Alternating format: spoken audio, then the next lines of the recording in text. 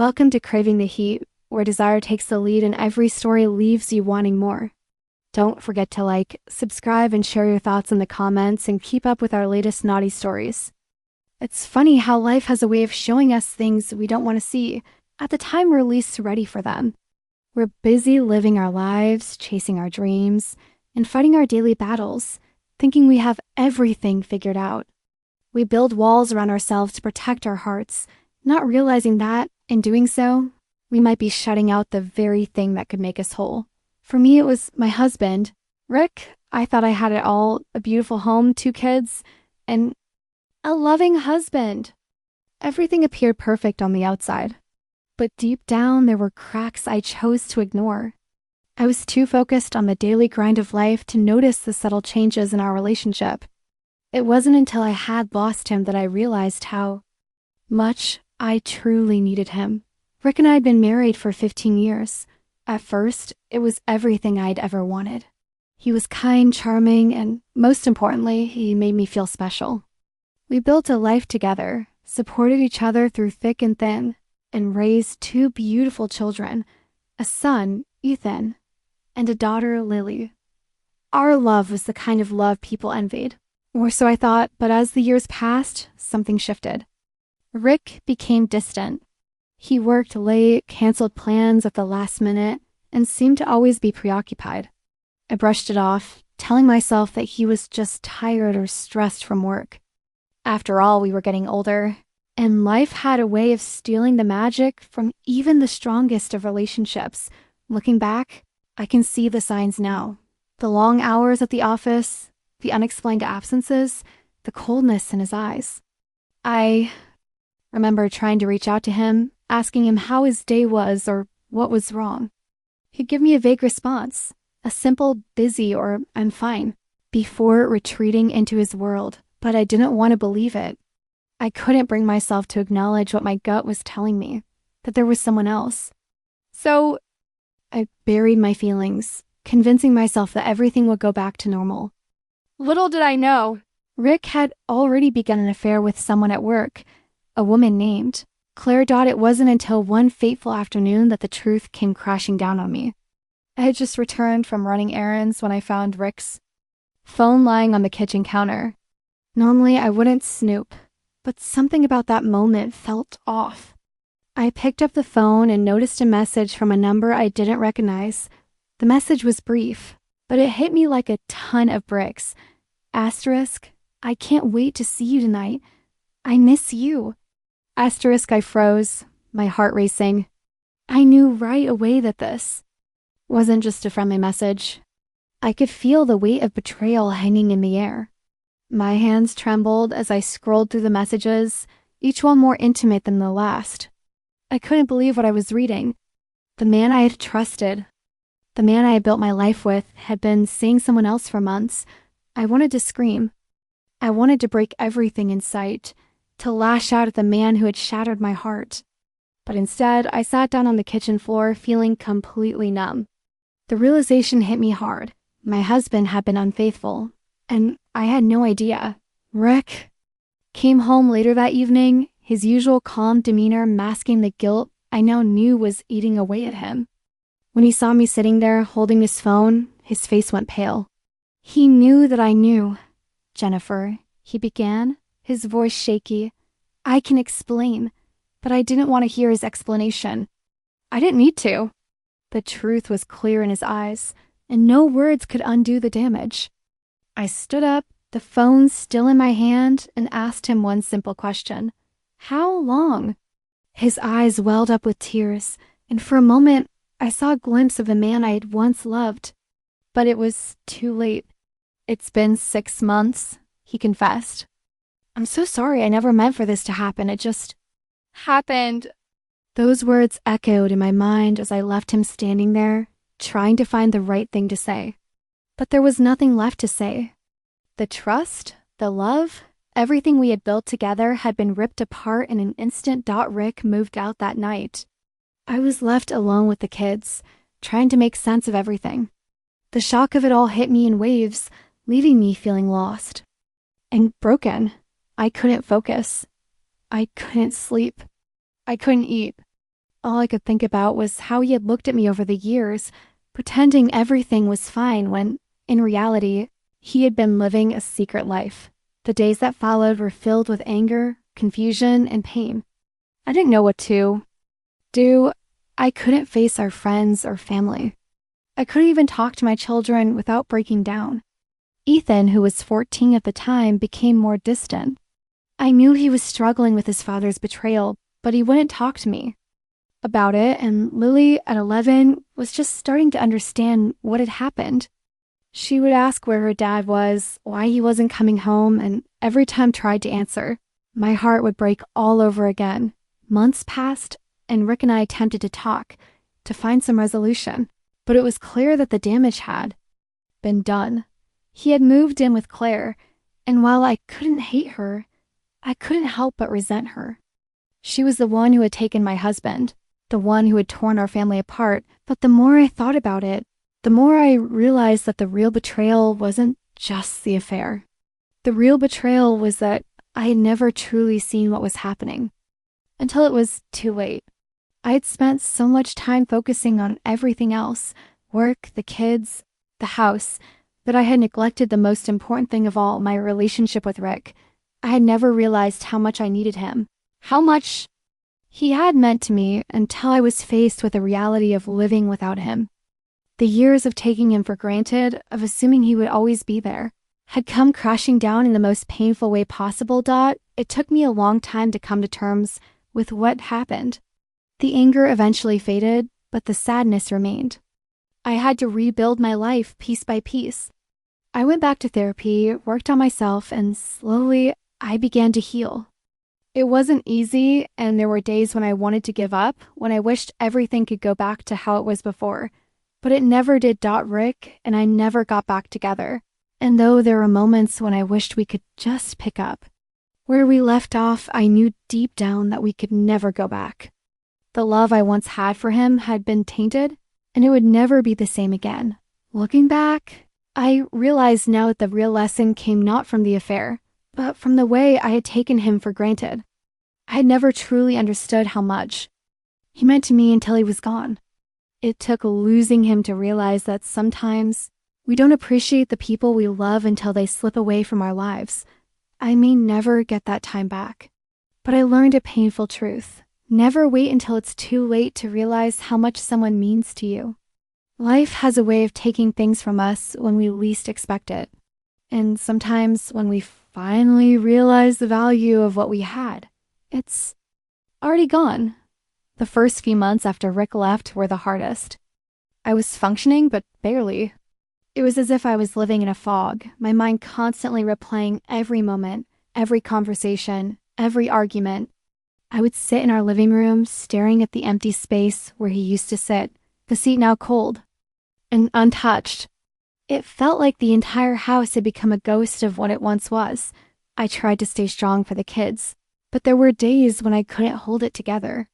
I remember one evening, after the kids had gone to bed, I walked into our bedroom, now his room, a place he would never come back to. The silence felt suffocating. I sat on the edge of the bed, running my fingers across the pillow where his head used to rest. The absence of his warmth, his presence, felt so heavy. I closed my eyes, and the tears came flooding in.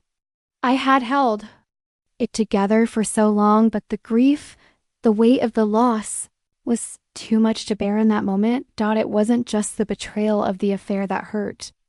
It was the loss of what we had built together. The years of memories, the family we had created, the life we had dreamed about, it all seemed to crumble in an instant, and now it was gone. No matter how hard I tried, I couldn't piece it back together. Days turned into weeks, and I found myself drowning in the hurt. Ethan, too, struggled with the changes. Though he hid it well, he became more withdrawn, spending hours locked in his room. Lily, on the other hand, still held on to a glimmer of hope, always asking me when Daddy was coming home. Every time she asked, I was forced to lie, to shield her from the harsh truth that I couldn't protect her from. I knew that, in time, the weight of her father's departure would become more than she could carry. I remember one evening, after I finally mustered the courage to sit down and talk to Ethan, He opened up to me in a way he hadn't since. Rick left. We were sitting on the couch, and he was flipping through a photo album, his face clouded with emotion. It was filled with pictures of Rick, our family's better days, the trips, the laughter, the smiles. "I miss him, Mom." Ethan sighed softly, his voice cracking. "But I don't know if I can ever forgive him." The pain in his words cut through me. Ethan was always the strong one who didn't show his emotions. But now I could see the pain, the anger, the confusion in his eyes. It was all I could do to hold back my own tears. "You don't have to forgive him, Ethan," I whispered, my voice filled with emotion. "I don't even know if I can forgive him either. But we're going to get through this. We have each other." He looked up at me, a tear slipping down his cheek. "I don't know how to feel, Mom. Part of me hates him for what he did, but another part of me still wants him here. I want things to go back to the way they were, but I know they can't." I pulled him close, wrapping my arms around him. I didn't have all the answers, but in that moment I knew that our bond was strong enough to survive this. We would rebuild, even if it meant doing so from the wreckage of the past. As time went on, I started to find pieces of myself again. It wasn't easy and it didn't happen overnight, but I began to rediscover parts of me that had been buried under the weight of my marriage. I went back to things I had once loved: writing, painting, reading, and slowly I began to feel a sense of purpose again. For the first time in a long time, I felt like I was living for myself, not for the family I had lost. But even as I healed, the pain of Rick's betrayal never fully faded. I could no longer pretend that things would ever be the same. I had to accept that the man I had loved no longer existed in the form I remembered. He had changed, and in many ways, so had I. There were moments when I found myself thinking about the what ifs. What if we had communicated better? What if I had noticed the signs earlier? What if I had tried hard to save our marriage? But then I would stop myself. I couldn't live in the past, no matter how much I wanted to. The future was where I had to focus, even if it was a future I hadn't planned for. I started to go out more, spending time with friends and reconnecting with people I had neglected. I even began to date again. It wasn't serious at first, just casual dinners, coffee dates, getting to know new people. But with each person I met, I realized something. I was not ready to move on. I wasn't ready to love anyone else. And in a way, I wasn't sure if I ever would be. My heart was still healing, and I wasn't sure if it could ever fully recover from the betrayal that Rick had caused. It wasn't until one fateful night, as I was sitting in my favorite cafe, that I realized something profound. I had finally let go of the anger.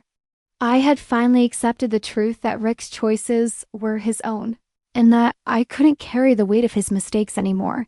I looked around the cafe, feeling the warmth of the place, the buzz of quiet conversations, the laughter of people enjoying their lives. For the first time in years, I felt truly at peace. I didn't need Rick. I didn't need him to complete me, to define me, to make me feel whole. I was already whole, already strong enough to stand on my own. But that peace was short-lived. Phone call came a week later. It was Rick. His voice was soft, almost hesitant, as if he was testing the waters. "I've been thinking a lot," he said, his voice shaky. "I made a huge mistake, Jennifer. I'm sorry for what I did to you." "To us?" "I know I can't undo it, but I want to try to fix things. I want to come home." His words hit me like a punch to the gut. I wanted to believe him, to believe that maybe we could rebuild something from the wreckage. But deep down, I knew I couldn't. Go back. Too much had changed. Too much had been broken. "I don't know if I can ever forgive you, Rick," I said, my voice calm but firm. "You left us. You made your choice, and I can't pretend like everything is okay. I've moved on. I'm not the woman I was when you left." There was silence on the other end of the line. I could hear his breath, heavy with emotion, but I didn't soften. I couldn't. "Goodbye, Rick," I said before hanging up. The truth was, I never realized how much I needed him until it was too late. By the time I had come to terms with his absence, by the time I had learned to heal, he wanted to return. But the damage was done. The man I needed was no longer the man who was calling me.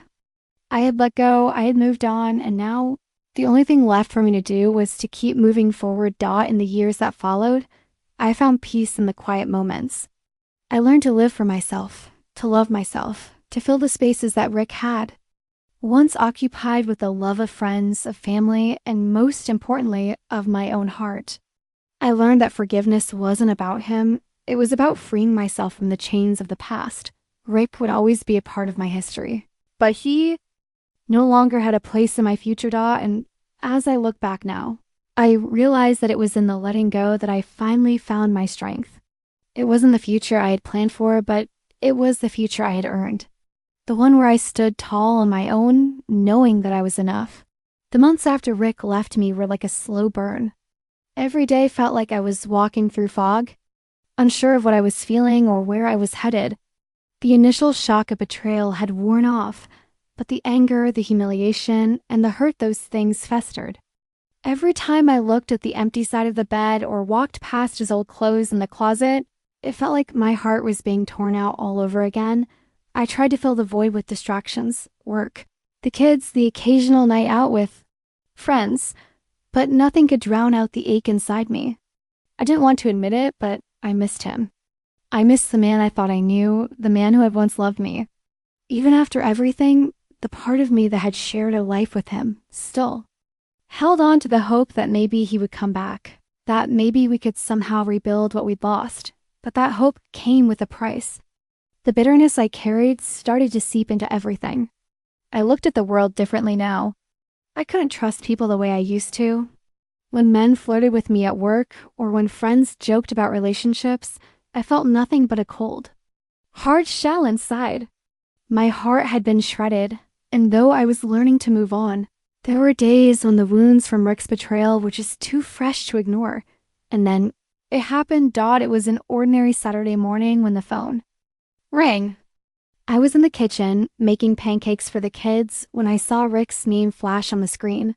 My heart skipped a beat. I hadn't heard from him in weeks, and honestly, I had no intention of answering. But some impulse made me swipe the screen. Hello. My voice was tight, almost nervous, though I tried to keep my composure. Jennifer, Rick's voice came through the line, rough and strained. We need to talk. The coldness in my chest thawed and an overwhelming sense of curiosity mixed with anger surged. What do you want, Rick? He paused for a long moment, like he was weighing his words. I know you hate me, and I deserve it, but I've been thinking about us, about you, and I want to make things right. I miss you, Jennifer. The words felt like a dagger to my heart. They were the words I had waited to hear, the words I had longed for during those nights alone when I cried myself to sleep, wishing things could be different. But now that I was hearing them, I felt a strange emptiness. It wasn't what I had imagined. It wasn't enough. I don't know if I can believe you anymore, I said, my voice quivering with emotion. I was struggling to keep in check. You left me, Rick. You destroyed everything. How can you come back now? He was silent for a moment, and I could almost hear the guilt and regret in his silence. I know I've hurt you, but I want to fix it. I'll do whatever it takes to make it right. I don't want to lose you. The words were too much. They were everything I had wanted to hear for so long, but now they felt like hollow promises. He couldn't take back what he had done. He couldn't erase the pain of his betrayal. And he certainly couldn't erase the fact that I had already begun to rebuild myself to move forward without him. I'm sorry, Rick, I said, my voice cracking, but it's too late. You've already walked away from me once. I can't go back to that. But even as I said it, part of me, the part that still loved him, still wanted him, was torn. The memories of our good times, the way he used to hold me, the way he used to make me feel so special, all of that came rushing back in waves. I wanted to give him another chance, to let him back into my life, but I knew deep down I couldn't. I had changed. And so had he. You don't mean that. Rick's voice softened, pleading. I can be the man you need. I can be better. Please, Don't shut me out, but I had already made up my mind. No, Rick, you were the man I needed, and you left. Now I need to be the woman I was always meant to be without you. I hung up the phone, the finality of it sinking in. It wasn't just the end of our relationship, it was the end of everything I had clung to. But there was also a strange sense of liberation. I had let go. I had chosen myself, but just as quickly as I thought I was healing, a new wave of emotions hit me. It was like the floodgates had opened. I was angry. So angry that I had given so much of myself, so much of my heart, and he had just taken it all for granted. And that anger manifested in a way I wasn't expecting. I found myself thinking of him in ways I hadn't allowed myself before. I remembered the heat of our physical connection, the way we used to make love like it was the only thing that mattered. I remembered the passion, the intimacy we shared, and I couldn't help but wonder what would have happened if we had fought for that. I wasn't just angry at Rick anymore. I was angry at myself for allowing him to slip away. I was angry for not recognizing the warning signs earlier. I was angry for not trusting my instincts when they told me something was wrong. But as time went on, something changed within me. Slowly, I stopped looking back. Slowly, I started to accept that Rick's departure was not just his loss. It was mine as well, but in a different way. I had lost the woman I was before he left, the woman who had put him and the family first. The woman who thought everything would always be okay as long as we stuck together. That woman was gone. In her place was someone new, someone stronger, someone who had learned that life goes on, even after betrayal. And as the years passed, I began to heal in a way I never expected. I rediscovered parts of myself that I had forgotten, my passions, my dreams, my sense of independence. I reconnected with friends, and I found new interests that excited me. I started dating again, but not in the way I had before. I was no longer looking for someone to fill the empty space in my heart. I was learning to fill it myself, but one evening, as I was sitting on the porch, enjoying a quiet sunset, I got another call. It was Rick. Again, this time I didn't answer. I knew the answer he wanted from me. He wanted to hear that I still loved him, that I could forgive him, that we could try again. But I had already answered that question years ago. The man I needed was no longer the man he had become. I never realized how much I needed him until it was too late. And that realization hurt, but in the end, it made me stronger.